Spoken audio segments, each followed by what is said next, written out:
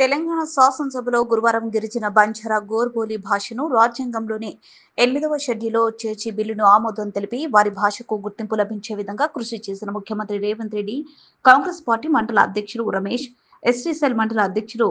Dasaru Nayak, CM Revanth Reddy, Dornakal MLA Ramachandra Nayak Congress party ఆధ్వర్యంలో చిత్రపటానికి పాలాభిషేకం నిర్వహించి అనంతరం వారు మాట్లాడుతూ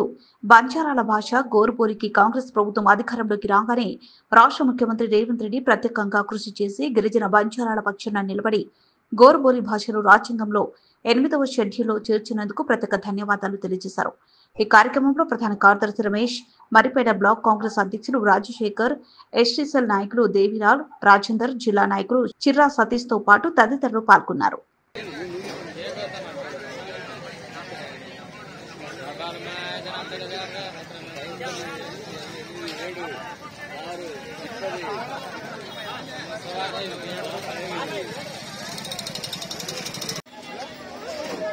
ఈరోజు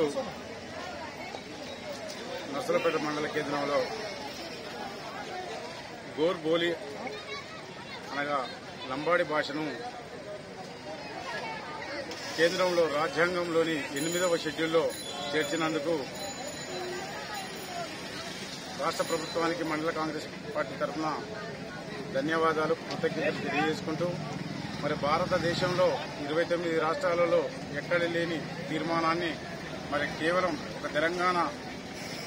రాష్ట్రంలో ప్రవేశపెట్టినందుకు దీన్ని మేము లంబాడి హక్కుల సమితి నుంచి మేము ప్రభుత్వానికి ప్రత్యేకమైనటువంటి ధన్యవాదాలు, కృతజ్ఞతలు తెలియజేసుకుంటూ మరి వారిని 8వ రాజ్యాంగ సవరణలోని 8వ షెడ్యూల్లో చేర్చినందుకు మేమందరం కూడా గర్విస్తున్నాం. మరి రానున్న రోజులలో మరి లంబాడి హక్కులకు పూర్తిగా భరోసా కల్పించే విధంగా కాంగ్రెస్ పార్టీ కృషి చేస్తాననేటువంటి నమ్మకంతో మేమందరం కూడా పనిచేస్తామనేటటువంటి విషయాన్ని మన స్థానిక ఎమ్మెల్యే అయినటువంటి డాక్టర్ రామచంద్ర నాయక్ గారికి ఆధ్వర్యంలో కలిసికట్టుగా పనిచేసి అభివృద్ధి ధ్యేయంగా పనిచేస్తామనేటువంటి విషయాన్ని ఈ